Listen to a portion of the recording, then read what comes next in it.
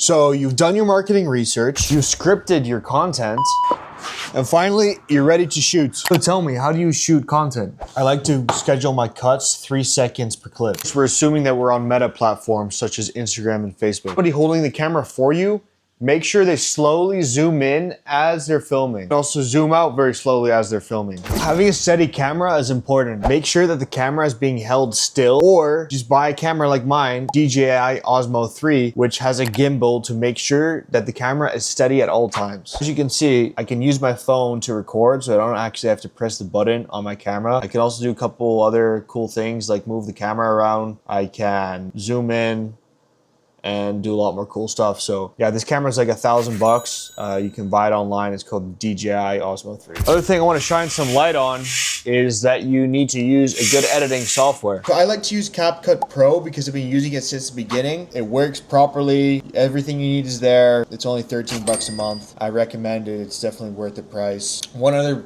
important note to mention is drinking 12 of these simultaneously in a row will also help you with your work. What also works is just doing random stuff, like holding things in your hands, moving things around, activities that will keep your viewer engaged into whatever you're doing while you talk. Because if you're just sitting there saying, "Hi, my name is Willem, this is what I do, and this is why people watch me," like nobody's gonna care. You need to be doing stuff. So here's actually how we're gonna edit our videos inside of CapCut. 3 seconds per clip on average. You're gonna need to implement a transition sequence and the sound for that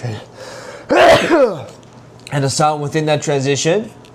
So for example, it could be a camera flash with the camera sound, or it can be the swipe with the swipe sound. I want you guys to implement pictures within your editing. Have a picture come in and then slide out with sound effects on both the in and out part of the transition. Sound effects, transitions, and visuals really make it more engaging. All right, so what did we learn today? We learned that we need to have 3-second transitions. We need to use explosion. So that wraps up part 3 of how to generate quality leads for your business. Before we covered our market research, scripting content for the most attractive positioning in the market, and now actually making that content. So what's next? Tune in.